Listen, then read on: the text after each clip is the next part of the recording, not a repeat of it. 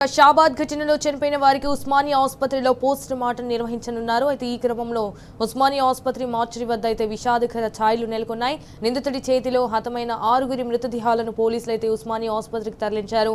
మరి కాసేపట్లో వైద్యుల బృందం పోస్ట్ మార్టం నిర్వహించి మృతదేహాలను కుటుంబ సభ్యులకు అప్పగించనున్నారు.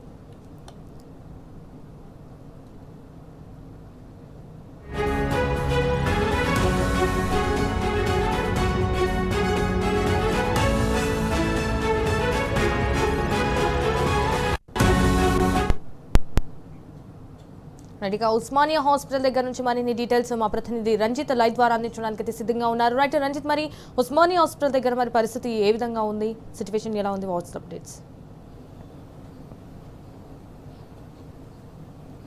సంజన, మానవ మృగంలా మారి రాజ్ కుమార్ అనే వ్యక్తి అత్యంత దారుణంగా చిన్న పిల్లలతో సహా 6 ఏదైతే మైనర్ బాలికతో పాటుగా మొత్తానికి 6 చంపేసినటువంటి దారుణం అనేది కూడా షాబాద్లో చోటు చేసుకున్నటువంటి పరిస్థితి. దానికి సంబంధించినటువంటి చిన్నారులు కావచ్చు, అతని యొక్క తల్లికి సంబంధించినటువంటి ఏదైతే మృతదేహాలన్నీ కూడా హైదరాబాద్లోని ఉస్మానియా హాస్పిటల్ కూడా వచ్చిన పరిస్థితి కనబడుతుంది. ముఖ్యంగా ఏదైతే హైదరాబాద్లోని ఉస్మానియాలో ఉన్నటువంటి మృతదేహాలకు దానికి సంబంధించినటువంటి వైద్య పరీక్షల నిమిత్తం పోస్ట్ మార్టం చేసి కూడా తిరిగి పంపించే విధానం కూడా ఇక్కడ కనబడుతున్నటువంటిది. ముఖ్యంగా చూసుకున్నట్లయితే ఇంత దారుణానికి పడుతున్నటువంటి రాజ్ కుమార్ అనే వ్యక్తిని మే 16వ తారీఖు రోజున ఫోక్సో కేసులో అరెస్ట్ అయ్యి దాదాపు 55 రోజులు బయట ఉన్న తర్వాత అతన్ని అరెస్ట్ చేశారు షాబాద్కు సంబంధించినటువంటి పోలీసులు.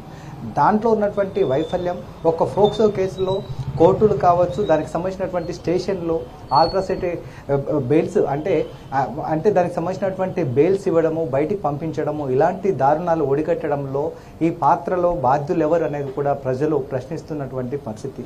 అపంశుభం తెలియనటువంటి చిన్నారులు కావచ్చు, చదువుకొని అంటే తండ్రి లేకపోయినా తల్లి నాన్నమ్మ కలిసి పాపని చదివిచ్చేసి కాలేజీకి పంపించినటువంటి అమ్మాయి చదువుకుంటుంటే ఆ అమ్మ పైన అత్యాచారం చేయడం అనేది ఒక మానమృగం చేసినట్లయితే అతని పైన ఫోక్సో కేసు పెట్టారు షాబాద్కు సంబంధించినటువంటి పోలీసులు.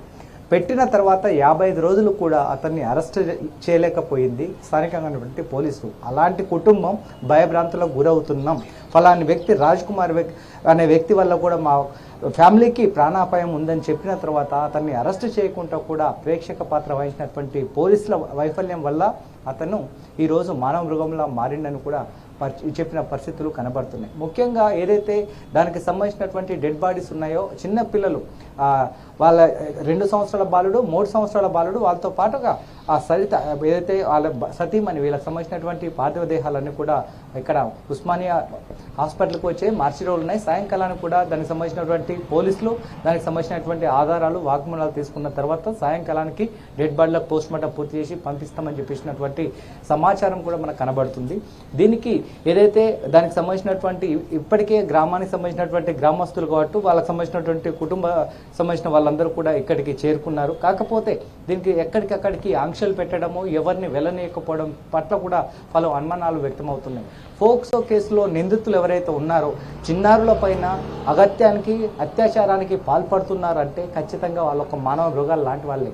అలాంటి అత్యాచారానికి పాల్పడుతున్నటువంటి వ్యక్తులను కోర్టులు కావచ్చు, పోలీసులు కావచ్చు ఖచ్చితంగా కూడా అరెస్ట్ చేసి కూడా జీవిత శిక్షలు వేసే పరిస్థితి ఉండాలి. హైకోర్టులకు కావచ్చు, లేకపోతే సుప్రీంకోర్టుకైనా సరే. కానీ అలాంటి కోర్టులు స్టేషన్ బెయిల్స్ ఇచ్చినటువంటి రాజ్ కుమార్కు సెక్షన్ 75 ప్రకారము, 351 ప్రకారం కూడా అతనిపైన సెక్షన్లో నమోదు చేసి స్టేషన్ బెయిల్ వచ్చి అనుకూలంగా కూడా యాంటిసిపేటరీ బెయిల్ వేసుకునే విధంగా కూడా ఏర్పాటు చేశారు. అంటే కేవలం రాజకీయాలను కావచ్చు, ఆర్థిక బలాలను పెట్టుకొని ఏదైతే కేసులు పెడితే ఆ కేసుల నుంచి బయటకు వచ్చిన వ్యక్తులు కేసులను కావచ్చు, స్థానికంగా ఉన్నటువంటి ఘటనలు లెక్క చేయకుండా దానికి రెట్టింపు హత్యలు చేసే విధంగా తయారయ్యారంటే దానికి కారణం ఎవరని ఆ గ్రామానికి సంబంధించినటువంటి గ్రామస్తులందరూ కూడా షాబాద్ పోలీస్ స్టేషన్ వద్ద ధర్నాకు దిగి ఖచ్చితంగా కుటుంబాన్ని న్యాయం చేయాలని చెప్పేసి ధర్నాకు దిగినటువంటి పరిస్థితి. ఇలాంటి మానవ మృగాలని వదిలిపెట్టడం వల్లనే 6 హత్యకు జరిగారంటే ఆ హత్యల కారణం ఎవరు అని చెప్పేసి అది జరిగిన తర్వాత దాదాపు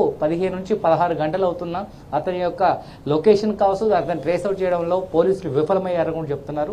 వాళ్ళ కుటుంబ సభ్యులకు, వాళ్ళ తల్లిదండ్రులకు చెప్పి చనిపోతున్నానని చెప్పి ఆ నుంచి పరారై వెళ్ళిపోయి ఫోన్ స్విచ్ ఆఫ్ చేసుకున్నటువంటి రాజ్ కుమార్ యొక్క గాలింపు చర్యలు 7 బృందాలుగా చేపడుతున్నామని చెప్తుంది. 7 బృందాలుగా చేపట్టేటువంటి పోలీసులు అతనికి సంబంధించినటువంటి జైల్లో 55 రోజులు బయటే ఎందుకు ఉంచారని కూడా ప్రజలు ప్రశ్నిస్తున్నారంటే పోలీసుల వైఫల్యం ఎంతుందో అనేది కూడా అర్థం చేసుకోవాల్సిన పరిస్థితి కనబడుతుంది.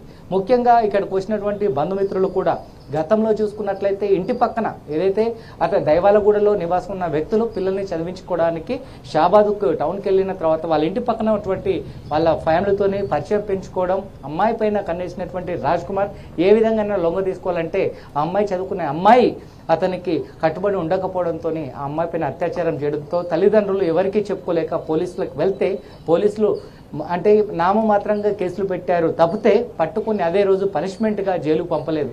55 రోజులు ఒక ఏదైతే లైంగిక వేధింపులు లేపించి అత్యాచారానికి పాల్పడ్డ వ్యక్తిని 55 రోజులు అరెస్టు చేయకపోవడానికి వల్ల లోపకార్య ఒప్పందం ఏంటిది అనేది కూడా మతలబు బయటికి తెలియనటువంటి పరిస్థితి. 55 రోజుల తర్వాత పట్టుకున్నటువంటి వ్యక్తులు అతను జైలుకు వెళ్ళిన తర్వాత వచ్చిన వారం రోజులలో అతను ఎక్కడికి వెళుతున్నాడు, ఏం చేస్తున్నాడు అనేది అతని యొక్క విధానాలను కూడా తెలుసుకోలేకపోయారు పోలీసులు.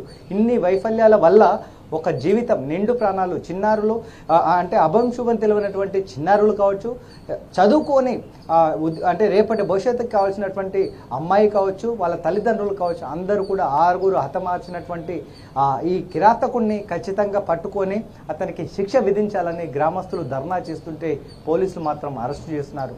వాళ్ళ తరపున ఎవరైతే వాళ్ళకు సానుభూతి పలికిన వాళ్ళని పరామర్శించడానికి వెళ్ళినా వాళ్ళపైన అరెస్టులు చేస్తున్నారు. ఇప్పటికే ఆర్ఎస్ పవన్ కుమార్ లాంటి వక్తలు కూడా చెప్తున్నారు, ఒక ఆఫీసర్లు కూడా ఇలాంటిది తెలంగాణ రాష్ట్రం ఏర్పడ్డ కాంచి ఇలాంటి దారుణాలు జరగలేదు, ఇలాంటి ఘటనలు జరగలేదు. కానీ ఫోక్సో కేసులు దాదాపు 300 పైచీలకు ఫోక్సో కేసులు ఒక హైదరాబాద్ నగరంలో, హైదరాబాద్ చుట్టుపక్కల దాదాపు 500 పైగా జరిగాయంటే దానికి కారణం కేవలం హోంమంత్రిగా ఉన్నటువంటి రేవంత్ రెడ్డికి ఆ శాఖ పైన పట్టు లేకపోవడం వల్ల, కనీసం వాళ్ళకి అవగాహన కార్యక్రమాలు ఏర్పాటు చేయకపోవడం వల్ల ఇలాంటి అగత్యాలు జరుగుతున్నాయి. కేవలం ఎవరైతే వత్తాసు పలికేటువంటి నాయకులు కావచ్చు, వాళ్ళకు అనుకూలంగా ఉన్నటువంటి వ్యక్తులు కావచ్చు, వాళ్ళందరికీ చర్యలు తీసుకోకపోవడము, రాజకీయ పార్టీలను అడ్డం పెట్టుకోవడము, భయపెట్టడము, ఇవన్నీ చేయడం వల్లనే కూడా రోజు రోజుకు హత్యలు పెరుగుతున్నాయి, అత్యాచారాలు పెరుగుతున్నాయి.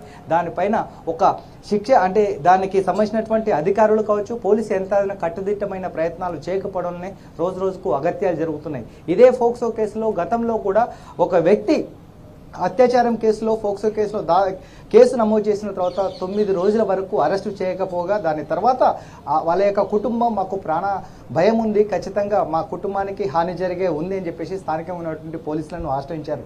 అదే వ్యక్తికి ఆర్థిక బలం, రాజకీయ బలంతో పాటుగా పలుకుబడిని ఉపయోగించి అతను జైలు నుంచి మళ్ళీ బెయిల్ మీద బయటకు వచ్చినటువంటి పరిస్థితి. అంటే ఇలాంటి కుటుంబాలకి రేపటి రోజులలో వాళ్లకు కూడా అంటే వాళ్ళపైన అత్యాచారాలు చేసే అవకాశం ఉంటాయి, వాళ్ళపైన కూడా మర్డర్లు చేసే అవకాశం ఉంటాయి. కాబట్టి ఇలాంటి వ్యక్తులపైన కఠిన చర్యలు తీసుకోవాలని కూడా స్థానికంగా ఉంటే గ్రామస్తులు కాబట్టి ప్రజలు వాపోతున్న పరిస్థితి. దీనిపైన సాయంకాలం 4 గంటల 5 గంటల వరకు కూడా మార్చికి సంబంధించినటువంటి డెడ్ బాడీలు పూర్తిగా దానికి వైద్య పరీక్షలు అందించిన నిమిత్తం కూడా వాళ్ళ సొంత గ్రామైనటువంటి దైవాలగూడకు పంపించే పరిస్థితి కనబడుతుంది. Okay, all right Ranji, thank you for the live updates.